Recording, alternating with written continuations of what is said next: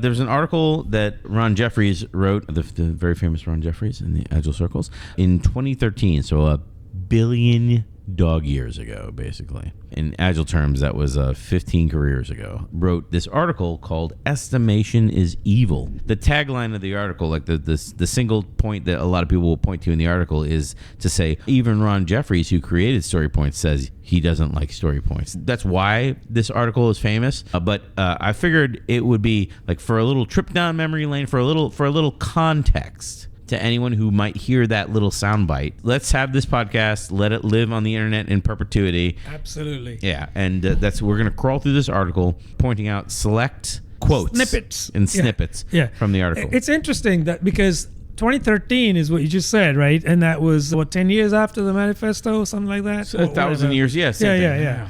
But Ron Jeffries was one of the founding fathers of this whole concept of story points. But we're going to delve into what he's saying back in 2013. We're going to delve into it today. So this is going to be an interesting podcast for those of you that want the historical perspective, but also what's going on today. So I'm going to skip a good section to get directly into the meat of it, or the vegans amongst you, the tofu of it. Let's do that. Tofu. So his hook to opening the article: estimation is evil. Here it is. I'll post a link to the source that we're reading this from so people can read it themselves if they want. It's from February 2013 in Pragmatic Programmers magazine. Magazine is like a papery blog for you kids.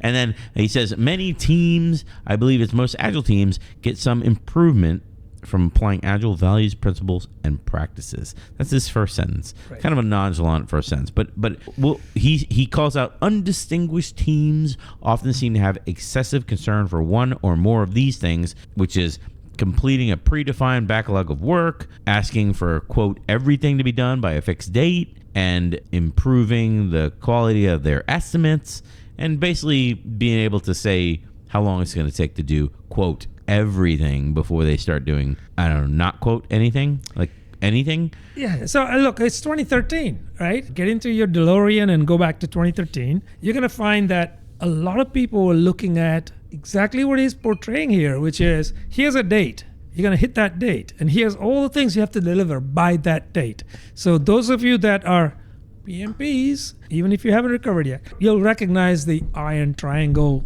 argument that he's making here, right?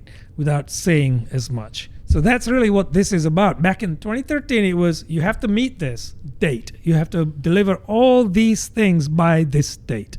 That's really the kind of opening that he's used here. By all means, go ahead and read the article. Ron, if you're watching or listening to this, we would love to hear from you. Yeah. And also, I have to jump the clock back 10 years from 2013 because I feel this could be like a mid-career summary at this point. The way the article is written, the way that I read it, the way that I read it, they're spelled the same, so you don't know what I'm going to say right now. I feel he's reflecting on 10 years experience at this point from 10 years ago, which was 2003, and I can tell you, because that was the very, very, very early part of my career, was back in those days when every developer basically worked for a project manager who decided what was going to be done and when it was going to be done by. All of the requirements were written before anybody started on anything, and they were all chiseled in stone, and sign-off was done in blood, in triplicate. And once you agreed to something, there was no changing it unless you signed over your first child in the form of a change request. Like that, it sounds ridiculous. Absolutely. I mean, like people are like, people listening will say, why is that even relevant to me? That's not even the world we live in today. Not even by a long shot, not the world we live in today. That's what people. That's the critique here. That's the arguing Agile pushback to say, why is it relevant to look at this snapshot of history? You know. Yeah, and it's a very, very valid. Because now pushback. we have product managers now. We do, and the P word wasn't even the P word when it pertains to product. Wasn't even spoken about back then. It was always project managers, project this, project that. Yeah, there were no. So it's a very valid critique. However, the reason why, to go to your point, why it's relevant today, this isn't just some historical thing that you can say, well, that happened then, doesn't matter now. The reason why it's valid today is because it is still prevalent today, right?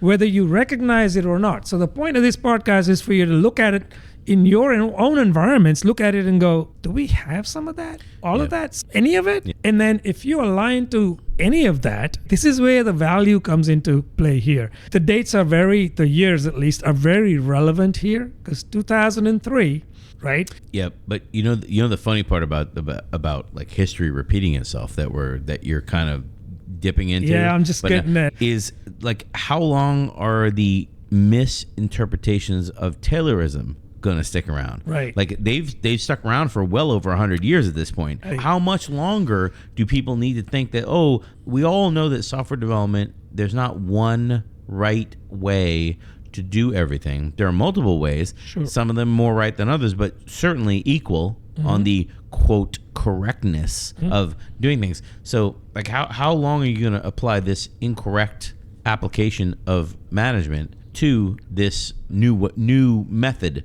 of working, to this new industry, basically? Yep. Where it's incompatible, this incompatible management mindset. So if 100 years is not enough, like how long are we going to be stuck with this?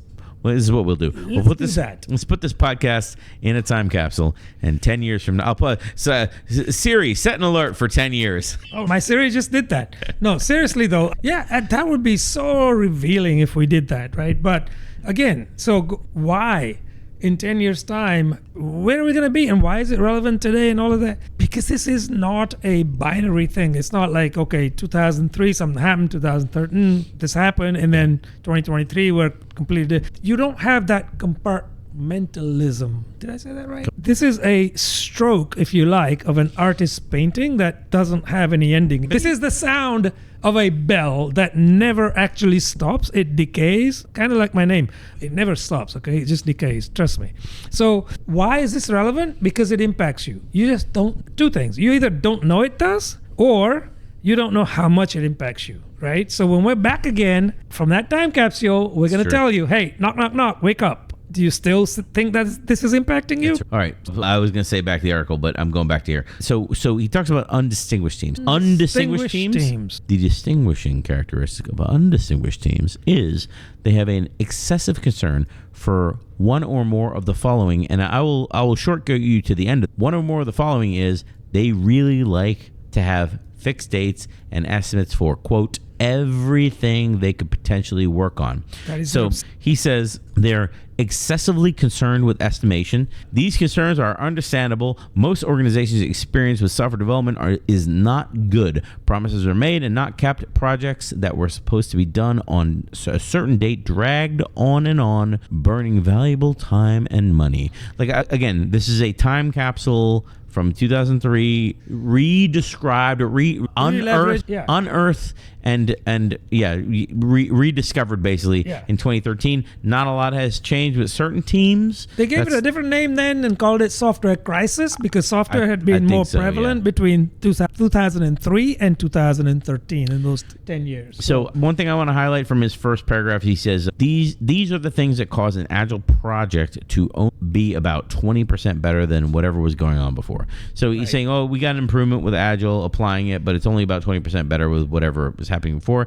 We can dispute the 20% better, the number, go back and forth, surveys, whatever. We're not like, I don't want to spend a lot of time on that. I want what basically his point here is it's not a lot better. It's not monumentally better than what we were doing before. It's only marginally better. Okay. So moving on to his next section, which is titled "Starting with All Our Requirements is Wrong."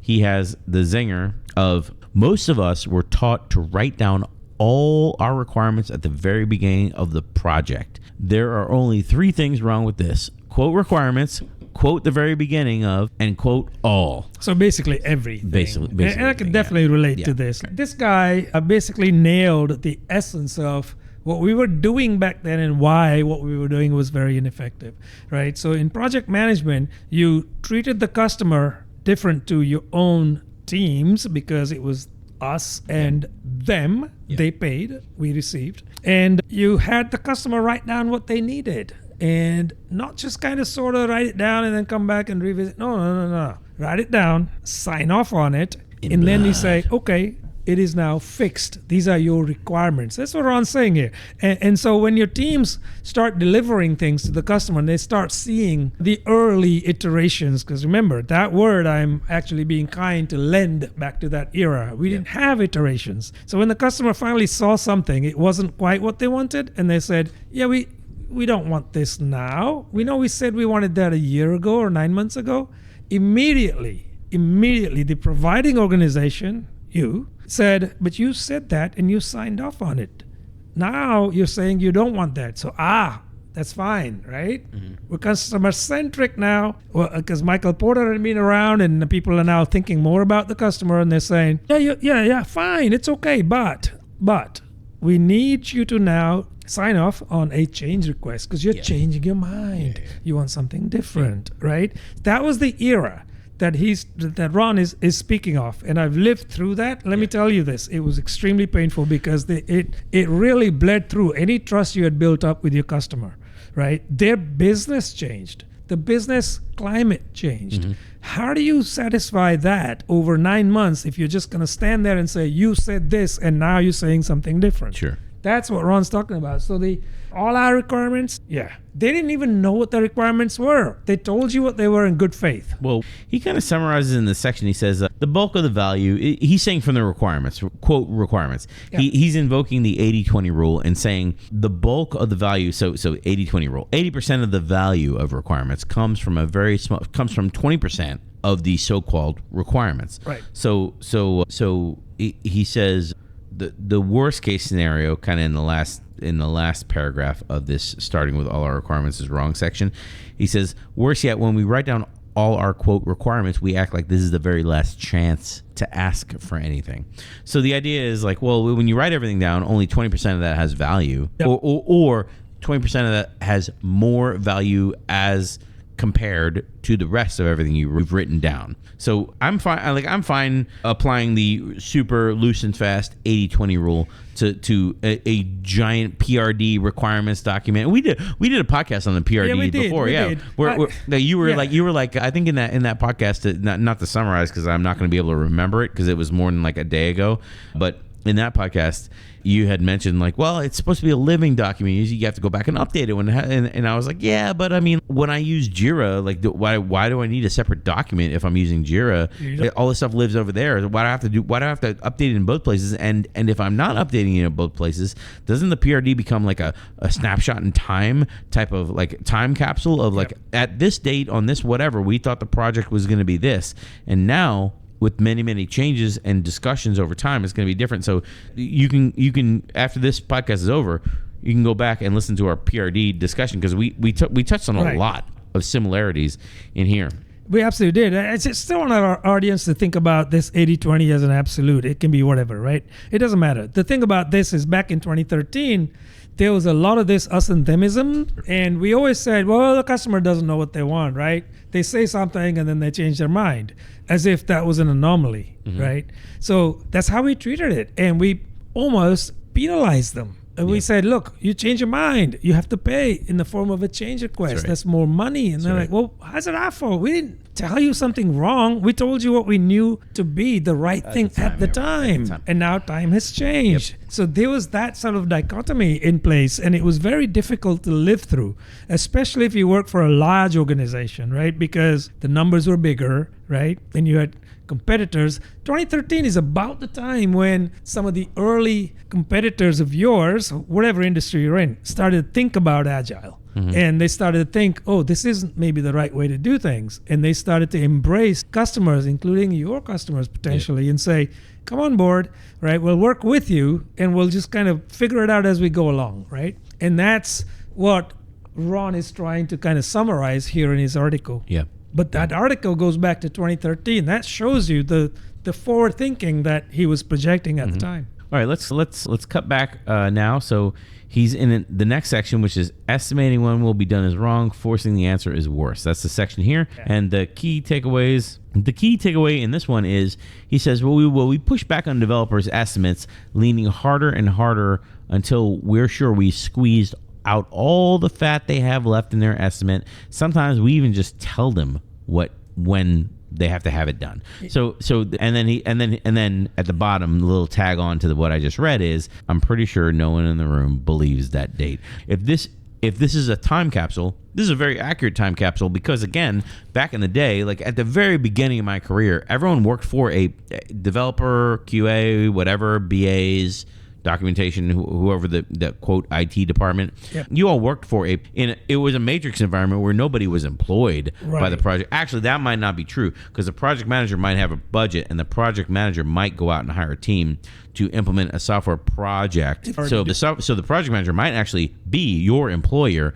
So that what I'm about to say isn't true, but what I was going to say is you were hired in by the technical people or director of development or QA manager or somebody like that, and then you work for QA, but you did projects that were initiated by project managers that had dates, and they have budgets, and they have customers and stuff like that. So really the project manager was more like a modern product manager than anything else back in the day. Even though they didn't really kind of realize that, right? Yeah. I think when Ron says that sometimes there was a date imposed upon the teams, my experience has been almost always back then, always back in the day, right? yeah. There was a date. You had a date inflicted upon you, and then you had to work your way back from that date and somehow backfill everything that needed to be done by that date. Well, this also goes back to the podcast that we had on contracts. Like contracts, they pretty seamlessly weave their way in. You could write a contract that isn't, all the software has to be delivered on this date, and all the UAT has to be done on this date, and all the whatever. You could write a contract that doesn't work like that, but still makes everyone happy. Like, there's no reason you need to do that other than of course, well, this is the only way we know how to write contracts. This is the way I've written contracts for 20 years. On this date, you'll deliver that. On that date, we'll accept this. We get 7 days to say whether we like it or not. Yeah. You know, though we'll take possession of the vehicle on this date, and you will deliver the vehicle on this date. You know what I mean? They're applying a different paradigm. Ooh, that's a $5 word I haven't said on the podcast. They're applying a different paradigm to software development, whereas they should just change the contract to be a software development contract. Right. You know, we're delivering software. We don't know what you want, but there will be delivery on a regular interval, and at that time you get to inspect what is being delivered. You know, you can say that what you want in terms of priority. Yeah. I value this over this, but it's all relative to everything that needs to be delivered. Back in 2014, it was very difficult. It was not like that. To come up with the paradigm of continuous delivery over several milestones. It was like this milestone. And part of that underpinning was the fact that people that came up with those dates, hint, it wasn't the teams, people that came up with those dates were rewarded based on meeting or not meeting those dates. So there was a lot of that going on. I think we touched on some of these elements on other podcasts. So if you're incented on meeting a date, you're going to do everything you can in your power to make that date come what may, which is where these teams are like really pushed and pushed and pushed until you squeeze all the fat out of them. You do that. But obviously the thing that suffers, even if you could make the deadline, is quality. They'll deliver something, they'll push it over the line, and then you start to use it, and it will be suboptimal, to say the least. He touches on this. Let's get into the next section, because he does touch on it. So in the next section is titled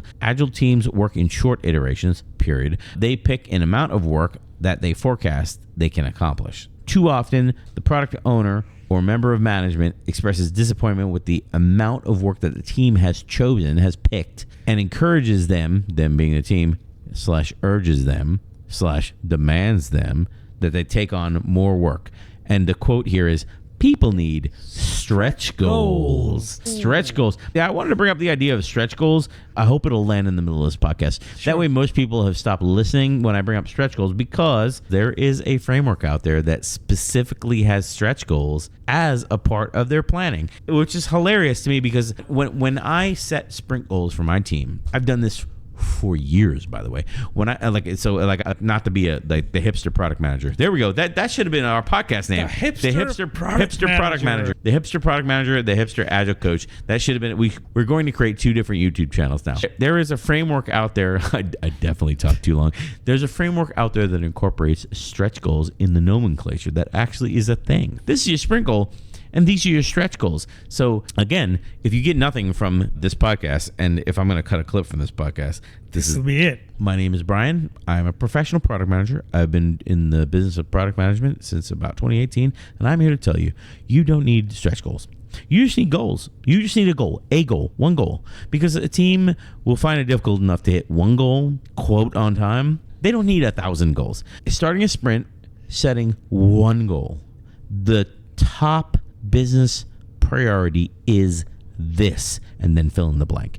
The top goal is this. Yeah. I would like to accomplish that in this sprint. What the team does not need, and what I feel that what is it, undistinguished? Is that what it is? Undistinguished teams. What I feel the best teams and quote undistinguished teams is the product manager coming in and saying like, here's a laundry list of things. You got to get them all done. I have 17 goals, as opposed to the business needs to get this one thing done. Well, what happens when we accomplish that thing on day 3 of the sprint, Brian? You've achieved the goal, and may all your dreams come true. Like, that's great. Fantastic, guys. Good job. You achieved the goal. Well, why not call these other things stretch goals? Why not call those other things optional things that you didn't need to work on if you had to work the whole sprint? And like, are we counting on what game are we playing? That's what I'm saying. Exactly. What games are we playing? Why not call them pipe dreams? How about this? Why not call the sprint successful and close the sprint as soon as the goal is done and start a new sprint? Oh, we do 2-week sprints. Well, if you do 2-week sprints, then how come you finish the goal in the first 3 days of the sprint? You're under committing, maybe. Right? I'm thinking about this from a PMO perspective. Oh, you finished in 3 days in the sprint. You're undercommitted. So guess what? Next time you start a sprint, I'm going to give you 10 times that. Well, 5 times that, really.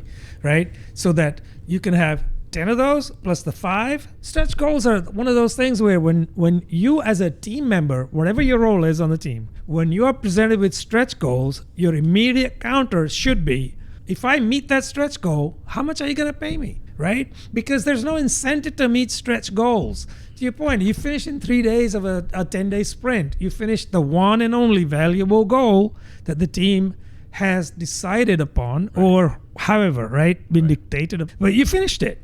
Then what does the team do? You can start saying things like, well, do some team building exercises, this and that. Yeah, most of the management isn't going to like that because they're going to look at that as a waste, and they're going to say, start working on the next actual goal. Yeah. So then it morphs very quickly from that to, you should have a goal, one goal. You say, cool, I'm on board with that, one goal, and then 5 stretch goals. So the team is never standing back looking at their process, looking at what else can be done, etc. Right? Yeah. If you finish a stretch goal and you start the next sprint, I bet you're going to get at least 2, maybe 3, maybe 4 stretch goals because they know that you undercommitted, or they think you undercommitted, right? So just be wary of that, right? Stretch to me says, my definition of stretch is really, really simple, right? Which is, time and again, we've been hitting this cadence, right, of meeting X number of goals, 2 goals, 3 goals, and every goal is different. So it's not just the number, it's on context. A goal for a sprint might be different than a goal for the next sprint. It could be more challenging, it could be more complex. Could be. The team gets to say what that is, though. I think the helpful context here and the helpful pushback is, it's hard enough for the development team to hit one goal. Yeah. Why do you need 15 goals? Well, you don't. Why do you need 5 goals? Like, you hit your one goal, accomplish it, call a sprint done, start a new sprint. If the concern is, well, we finished a goal in 3 days and we have 7 more days of the sprint, what are we going to do? Like, that's an issue to deal with in your retrospective, to talk about, well, then why how often are your sprint goals accomplished relative to how long the sprint is? Because that might be a problem with the length of your sprint. Well, it might be also a problem of not treating every goal differently, because if you're treating every goal the same, you can say, well, this goal was finished in 3 days, so we should have maybe 3 goals next sprint, right? And maybe you won't be able to meet those. Who knows, right? So that's the other thing. It's not linear. That was my point. It's not linear. You can definitely stop a sprint at any point. There's no rule that says you have to work 10 days, even if you finish in 3 days and you've met your sprint goal. You can pick up another sprint, or you can say, well, we're on the same sprint, but we'll pick up a goal that will fit in the next 7 days. Yeah. I prefer the latter just because I like the cadence-based approach, because it disrupts less than it, Yeah. the other way. But I'm starting to feel that the whole concept of stretch goals needs to be taken offline for another podcast. I love it. The downside as a habitual pattern with your management is if you're taking stretch goals and even if you meet one or two of them, they expect you to take stretch goals, period. And that's bad, right? Because your actual goal could be enough to consume your entire sprint. Yeah. So that's bad because it becomes an expectation. Even worse is you take 2 stretch goals, 3 stretch goals, and you meet one, they're going to say, you met one, why can't you meet another one? So they're, to his point, to Ron's point on this blog, they are squeezing you until there's no fat left. Right. And that's also not a good thing from a team perspective. Well, I definitely agree with that. The next section is called having demanded the impossible, management asks for better estimates. So I have a couple things called out for us to talk about. He says management tries to force the team to do more than they can do, demanding that the team, quote, become more productive, which means, quote, go faster, promise more, and get it done, which is also my gripe in corporate America with OKRs. Because this is the way I see OKRs are not supposed to be pushed down. They're supposed to be pulled. That's right. And this is my main gripe. So I agree with that. A few more things I want to highlight before we open this up. I believe. Really works out well. He says they'll begin to overestimate everything in order to get things done quickly. They'll cut back on important aspects of the work. They'll be sweeping the dirt under the rug. The same thing that you were talking about with testing, cutting back on testing, that kind of stuff. That's exactly what happens here when you start squeezing teams to get done faster. So he says this slope is very slippery. Let's consider first long-term planning and then short-term planning, because he has an exchange in here that I'm not going to read, but basically is the idea is someone comes and asks, how long will it take to get the entire, quote, project done? And then the team say, well, we're working in iterations and we're doing the most important thing after the most important thing after the most important thing, so we can't tell you how long it's going to take to do all the requirements. Yeah. So there's this dichotomy, this sort of like these two perspectives are kind of clashing in his world. And then he goes into this story, which I think is a really good story. You can read all about it, though. We'll put the link to this blog. He goes into the story about working for Sue Unger, the CIO of Chrysler Corporation, with Kent Beck, which I think is a very, very, very interesting story. It'd be worth reading on the podcast, but it's a fairly long story. But the concept is that they were building a payroll system, and that the project, as it went on, they said, hey, we're going to build the most valuable things, and then we're going to give the product owner, who is a domain expert, full empowerment to cancel the project should she feel that it's not producing anymore, and which eventually apparently happens. And she gave a commitment to do that. Yeah, which is great. That's pretty rare too. And apparently also Sue Unger was a payroll system at Chrysler, and Sue Unger apparently was a subject matter expert on that system as well. So she really knew the features that were being delivered. She really knew which ones were making an impact and which ones were not. Yeah, and the project was ultimately canceled largely because of politics in the end, because again, that plays its role, right? In this case, they were lucky in that they had a SME who also was somebody who was empowered to make the decision on whether to continue the project or cancel it. So he recognized the fact that not the whole thing had to be ripped out and replaced. Like there were parts that didn't need to be changed. That's right. That's his summary, is that parts of the old payroll system were just fine. They didn't need to be replaced. Other parts never belonged to payroll at all, like tax and other external programs. So really he's saying don't rebuild the Frankenmonster that you have now, right? I mean, or whatever, right? If you have something and you're trying to just build a new system to replicate that, you don't really need a new system. Well, he has this passage right here. Yeah. So he says, what we should have done and could have done is solve the problems one after another in order that Marie and the other payroll people wanted to be solved. Yeah. So build a system that solves the real problems that you know about at the time, rather than replicate the functionality of an older system with new technology, basically. And then here's the other passage. The payroll holdup is one of the original successes and original failures of Agile. Would very likely have been more successful had it not assumed the job was to predict when it would all be done, or even track the project when it would be done. Right. Not even track it is what he's saying. That's right. The job was to convene a team to solve the problems of the payroll organization. Yep. Probably department, right? Yeah. And when the return on that investment declined, to move on. Right. So yeah. When we were thinking about doing this topic, this passage stuck out at me because it pretty clearly is a now, next, later roadmap. And when you decide, like, hey, this is everything I'm doing now, this is everything in the next category, and these are the things I decide to do later. When that next category starts looking kind of droll, when it starts looking like not so alluring, and you are funding the quote project, there's nothing to say like, listen, I don't really care about that next category, right. And everything that's later, I don't know, like, do we, you know what? I think I've got enough functionality. I think I'm going to stop the funding now. That's right. Exactly. Completely, again, our whole podcast on roadmaps, where I was saying you should only do now, next, later. You should not put everything on a timeline, because this garbage. This is exactly what I'm talking about. I, the person funding the quote project, can decide, you know what? I've got enough functionality. That's right. I'm good. Let's just stop paying for this. Move on. Thanks, team. Go on to your greener pastures or whatever. Exactly. Yeah, I couldn't agree more. So you don't have to necessarily chase that every single last piece of functionality. I think this is where Ron was at in 2013, and we're still talking about that today, right? Yeah, right. And his blog is more of a reflection on what should have happened. To this day, I'm seeing companies that do this, fall foul of this whole thing, right? 10 years later, right? They're still doing that because they say, well, this budget was for this project, so we have to spend it, because if we don't spend it, we'll lose it. Well, again, like he points out in his next section, it says, how big is this project?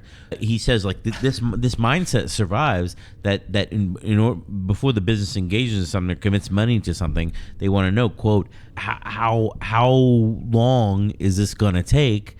When the reality is, well, they don't even know what they want. Right. When they're asking how long it's going to take. So how are you going to tell them how long it's going to take? They don't know what they want yet. Right. You have to engage in an exploratory period of software development where you're building stuff for them before they even know what they want. Well, so this requires that trust, and that assumes that you're skilled. Right. If you're a new team, you don't know how to vet that out of them. You're actually done for that. So this requires that trust, that we stop talking about the customer as they. Right. This requires the trust where you say, let's figure out what their real needs are. Let's talk to them about their wants, wishes, and desires as well. Right? We'll map them on a chart and say, you're funding for your needs. We're going to meet your need. If you can even do that much, you're doing really, really well. Well, in the article, he has a section that I think is fairly enlightening. He says most of the time they, again, we're assuming we're dealing with this old school mentality, right? But most of, or maybe not old school, but the CFO look viewpoint, right? The CFO viewpoint. Most of the time, they know how many people they'll give us and how much time they want to commit to this. Sure. And I turn his time comment directly into money. They know how much budget they want to throw at the problem to see if they can figure it out, and they do that. Head shaking until we, quote, estimate the numbers that they already had in mind. So we should turn the question around. How much do you want to spend, and what do you hope to see in the product? Which, again, is kind of the underpinning of modern product management. Everything he wrote in this article a decade ago, right? He says, if no one knows and no one has an idea, odds are the project is too vague and too big, and you really shouldn't be doing it anyway. Ding, ding, ding, ding, ding. Right? That's the alarm bell. So run away is what he says. Those are the two words he uses right there next. But I think you have to have your organization be bold and say, this is too risky, and we're going to decline the business, right? That's what he says in his previous paragraph. It is tricky because today organizations do not decline business. I don't think they did back in 2023 either. I mean, if you were to go to your C-suite and say, this project we think is too risky because, they're going to say, well, do what you can, right?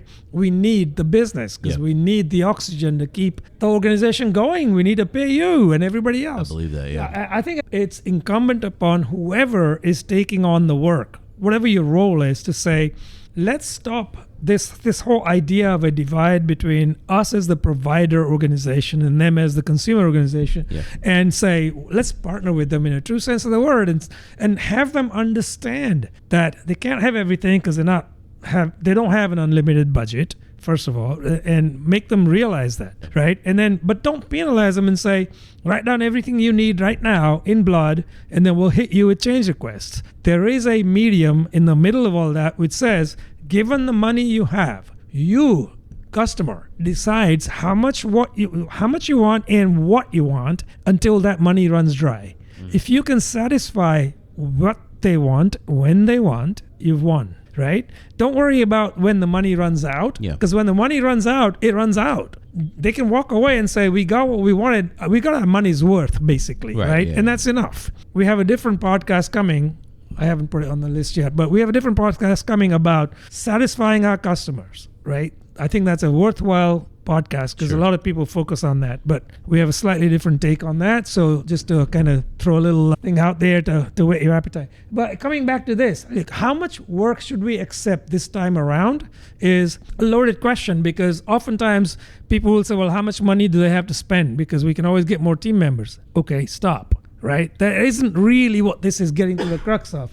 This is saying, can you meet what their needs are, right? Needs, not their wishes, wants, and desires. Yeah. If you can identify those, you're already off to a great start, because if you can meet the needs, you can have a conversation and say, here are your wishes, wants, and desires. Now we've met your needs. Do some of those become your needs? Not in the current budget, maybe in the next budget, right? But the invitation is out there for them to come back to you, right? When they have budget next time. So if you don't do that though, you're kind of going back to the old evil ways of working. It's that us and themism that creeps in. So he says, how much work should we accept this time around? That's his next header. So an Agile team needs to decide how much work to accept in its next iteration. One way to do this is to look at each proposed work item and estimate how much time it will take to do.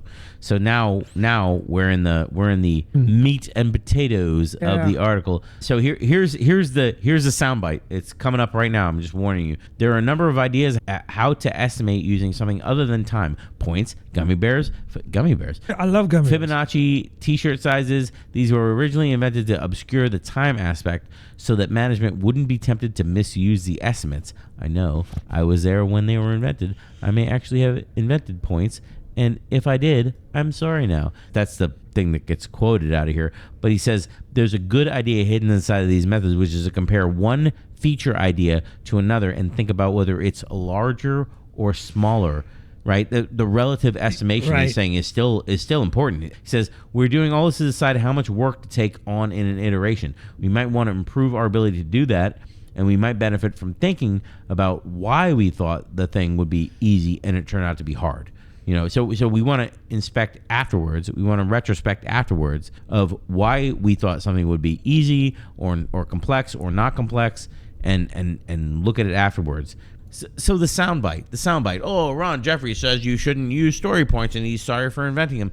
That's not what he's saying at all. No, that's not what he's saying. That's right. He's saying relative estimation is the way to go. Like he just said, oh, I'm sorry I did this or whatever, but also you should compare items to other items to figure out relative estimation or at least relative comparison, if not estimation. Yep, absolutely. So look, first of all, two things, right? So just to unpack for people that are listening to this that weren't outside of maybe middle school in 2013, Ron Jeffries invented story points. And what he's saying here is they've been misconstrued a lot, right? So he's trying to put that right in this blog. Yeah. And relative estimation has been very much misunderstood and underused. So teams estimate items. I can't tell you how many times I've seen teams go into an estimate session, pick up a story and say, okay, team, how much is, what do you think this is? A 3 or a 5? The people vote, all of that happens. The relative part is missing,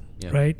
And this is not a new concept. I'm going to repeat that. This is not a new concept. Relative estimation was around before all of this, and Agile was a thing. Back in the day when we were doing things like estimating projects, estimating deliveries, whatever, in the classical waterfall project management world, we had this thing called analogous estimation. That's a fancy term for relative estimation. All it meant is we've done a project like this before, right? And it took 6 weeks. Just to take a number. It was similar to this. This one's slightly different. So we're not going to say it's 6 weeks, but it's different. It could be 5 to 8 weeks, right? Or you can pick your padding factors, right? You can say 5 to 10 weeks, whatever, based on the complexity and the unknowns, etc. So that is relative estimation. It is carried forward here, right? But what is really misunderstood is how the team should use this, which is look back and say, what have we comfortably comfortably been able to deliver in a sprint, in the last sprint? Nothing? Okay, look for the sprint before. It doesn't matter. Has the team been intact, and have you delivered something in the 10 days of the sprint to done? Meaning you didn't just get dev done, you did dev, testing, and deployment into production. Everything was done, or whatever your definition of done is. Just abide by that. Your definition of done. If you met that, well, that's your reference. That's your standard story, right? Look at that and say, compared to that, how does this compare? How complex is it? How risky is it? How much effort do you think it might take? What do we not know about this? And the outcome isn't always, well, the last one we did, it was like a 5, so this one's maybe a 3. Somebody on the team should feel empowered to say, well, this is one thing we don't know. We need to find out. So I can't really give you the estimate you're asking for. Listen to that person and say, well, what do we not know? Maybe we just create a little spike story for a day to figure that out and then come back to this story. That is perfectly legit and should be pursued. Because anything else is just really just guessing. Yeah. You know what happens when you guess, right? Yep. I didn't win the Powerball, but I did guess. I won the Powerball every time because that's my superpower. All my guesses are right.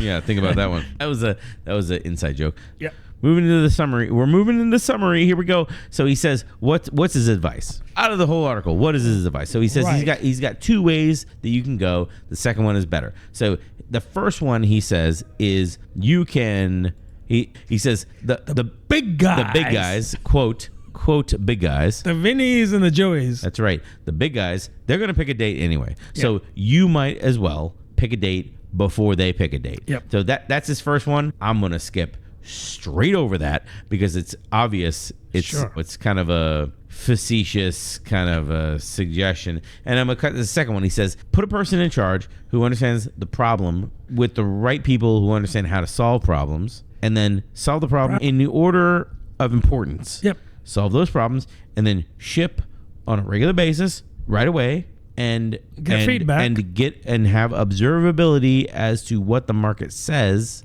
with regard to your changes. I just summarized this paragraph. Okay, there's a lot there, though, in that little paragraph. There's a lot there. So I can tell you, on multiple occasions, on my client engagements, I have seen teams evolve from where they were to where they got to, and they get things done, and then it sits there. They can't quite deploy into production because DevOps doesn't have bandwidth, for example. Because we're in a matrix environment, and we simply reach out and open a ticket, and they say, we'll get to it next week. Every single second, a delivered, completed, tested, UAT tested piece of product increment sits on the shelf waiting to be deployed is waste. It is declining in value for your customer. Your customer has the highest value if they can get that when they want it, which is as soon as it's finished. So if you delay that, it is declining in value, right? And when I try to explain this, people are like, what do you mean? We don't understand. I'll give you a simple example. So let's say you're in the market to buy a vehicle. It doesn't even have to be a new vehicle. Let's say it's like 2 years old. You buy a vehicle that has lane keeping assist and all these safety features, right? So it will follow the car in front. That slows down, your car slows down, right? Things like that. You put your indicator on to turn right, and there's a car there in that lane, and it's going to tell you that because it'll beep and it will show you a little LED, all of those things. Great. Fantastic. However, think about it this way. Let's just assume that they were made available, generally available on most vehicles back in, 14. I'm just picking a number here, so don't get hung up on that. Let's say it was 2014. If you're in the market in 2014 and you knew that the model you were considering had these features, what were they worth to you, right? These are brand new features. They're worth, I'm assuming, a lot to you because they're adding so much more than you had before. Now, fast forward, most manufacturers adopt it. Like, we all have that now. Every manufacturer offers that. So it becomes not a new feature that's worth something to you. It's just an expectation. On the Kano model, this has become, right? This has become something that basically you expect to happen. It's not a delighter by any chance, right? A delighter might be, based on the weather, it's going to steer me around this and self-drive and whatever, give me a massage, whatever, right? So that's just kind of, slightly extreme, but it gives you the idea behind it is there is a time element to the value proposition for what you're delivering to your customer, right? The more you delay, the lesser the value for them. The lesser the value for them means automatically, whether you know this or not, the lesser the value for you. Because if they can get the same functionality for somebody else, why would they come to you? Maybe they're, an entrant in the market that can offer it cheaper, and now they're going to go to, right? So just bear that in mind. Well, I mean, we could again, this single paragraph, we could go on and on for probably 45 minutes. We could easily. Because this one paragraph is kind of the seed of modern product management. He says, put a person in charge who understands the problem and put them along with the people who solve problems, and then have them solve the problems in the order of most important to less important, and then ship it right away and change what you're doing based on what the users and the market says about it. You basically just described the whole product management profession right there in one sentence. He did that. Yeah. He did that in 2013. Yeah. Hey, 2013. Also, by the way, there were no product managers. Exactly. The whole product paradigm wasn't even really kind of matured back then. Anyway, like we're a stone throw away from wrapping up. So his final paragraph, he says, this approach shortens all the cycles that delay getting value. To your point, it cuts communication lines between the people who want things and the people who do make things. It cuts communication lines between the people who create things and the people who use those things. And it takes the most important ideas, builds them quickly, and gets them out there. Yeah, it's hard to do it, but that's why it's the best. It might be hard to do, yes. Oh, DevOps is hard to do, and product prioritization is hard to do, and scheduling and jockeying calendars is hard to do. Sure, it's hard to do. I mean, compared to I'll just pick a date out of the air and shove it over to a team to do things and just pay them whether they do them or not, and whether anyone finds value or not. Like, I don't know. Is it hard to do? No. I don't know if it really is that hard to do. I agree with that. Listen, this whole voodooism of picking a date out of the air, that's had its days. So, now that we read through the whole article, but like, again, his little clickbait piece that gets picked up on social media, I feel is like the least important. Gummy bears. Gummy bears. This part.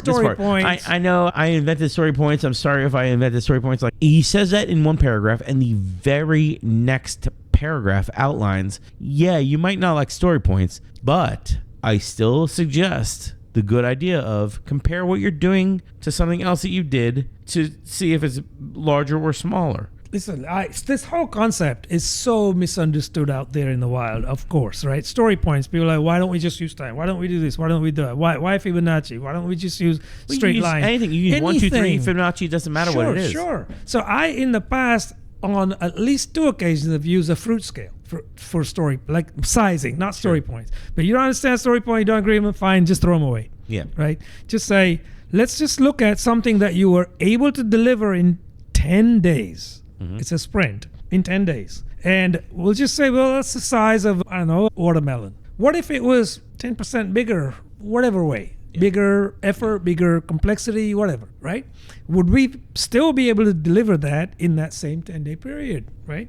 No, we won't. We'll just call that a watermelon then, right? So you have a honeydew melon, a watermelon, so a fruit scale. Sure. Right? Apple, grapefruit, sure. Right? Kiwi. Sure. And strawberries and blueberries. So we can do a lot of blueberries and get those done in a day, less than a day. Okay. A strawberry a day. Okay. A grapefruit 2-3 days. Fine. All of this is relative to the definition that your team has of what done means. Right. If it's just dev done, yeah, your fruits are huge. That's fine. Yeah. But if your definition is get it to dev complete, testing complete, IT complete, or even better, out into production, right? That's what we strive for. If you're doing that, then you have fewer fruit, and they're probably quite big. Well, again, I would expect most people's experience when they hear what you just said is, well, my management asks, well, a watermelon is equivalent to 3 days, 5 days, 10 days, and they're still going to try to pull them back to what the management knows. Again, what they were taught in their MBA class, because they were like 100 years ago, somebody came up with the scale of this job takes this many hours to complete. They're trying to pull them back where you're saying, no, this is a grapefruit-sized task because you've chosen this other task that you did in the past and just said this is a grapefruit-sized task, and this task looks like this task. You're comparing work, whereas what they're doing is they're taking a relative estimation Fibonacci. This is an 8. Well, what's an 8? Well, an 8's about, I don't know, 3 days worth of work. 5 days worth. It's about 2 days worth of work. Okay, Right. well, that's about 16 man hours, and I'll equate that to like that. Again, that is incorrect with this article. And again, I wish he really could. It's so sad that like the one paragraph, one sentence out of one paragraph gets the soundbite, because to dig into this paragraph, I feel would be an entire podcast with Ron Jeffries in the room to dig into, to be like, fantastic. why, how did people get this so wrong where they take it and they know, because you wrote in this article, clearly in this article, you have to compare this Fibonacci number to this other Fibonacci number that actually represents finished work. So how did people get from like, well, I understand you're saying it represents finished work, but I'm going to sub in hours for this. That's not what this says. Listen. So it's I feel the confusion of like, well, people have messed this up so much that the original concept is so marred that we're just going to abandon it and say, listen, compare this work to the previous work to say, is it larger or smaller? Well, a lot of times people forget about the underlying assumptions, right? So yes, of course, the management, the PMO folks will say equate it to hours, right? Of course. Then my immediate comeback when they say that is hours by whom, right? So you have a team of, let's just say for the purpose of discussion, 8 people, doesn't matter, 10 people. Who is doing the work? And at that point, when that question is fired back at these management types or the people, you're going to equate this back to hours. But we have a senior developer who has 8 years, 10 years of experience in this same technology, right? And they can do this reasonably in lesser hours than we're talking about. On the other hand, they may not be doing all the work. So we have this other developers that have less experience, and it may take them longer because of that. Or, hey, listen, this work involves new technology that nobody knows about on our team. Someone's going to go figure that out. Yeah. We're going to learn that. If it's not the right technology, we have to figure out an alternative even, right? That's why that other spike story is in the backlog, to figure that out. Right. So if you pull that out on them and say, listen, everybody is not equal skill sets, experience-wise, etc., then you can't just generalize hours. Hours is I can drive. You can drive. You and I can drive on a Formula One track. I have no doubt. We can do that. Can we keep pace with pick a race driver? Lewis Hamilton's my guy. So Lewis Hamilton, can we pick Lewis or Max Verstappen, who is kicking everybody's butt? But anyway, can we keep pace with them? Probably not. Right? So I used this argument one time, and one of the execs said to me, do you realize that Schumacher back in the day when he was a race driver, he didn't actually have a driver's license. He couldn't drive on regular roads, but he was the champion, Formula One champion. Like, go figure that out. So the point is, everybody's not equal. Yeah. Right. To me, that drove it home. It's like, oh, he can't drive. He doesn't have a driver's license. The guy drives at, I don't know, 180, 200 miles an hour plus, right? Yeah, but not on the road. I was going to say, not on a closed circuit, man. Sounds like he should have a driver's license in Florida. I'm just saying, hey. He doesn't need one in Florida. He can just crash anywhere. He doesn't even need insurance. But that's a different topic. So the Ron Jeffries article, like Estimation is Evil, the clickbaity title, I feel like it kind of did a disservice to this article, which is a very good article about saying like, hey, look at the work and compare the work to the work.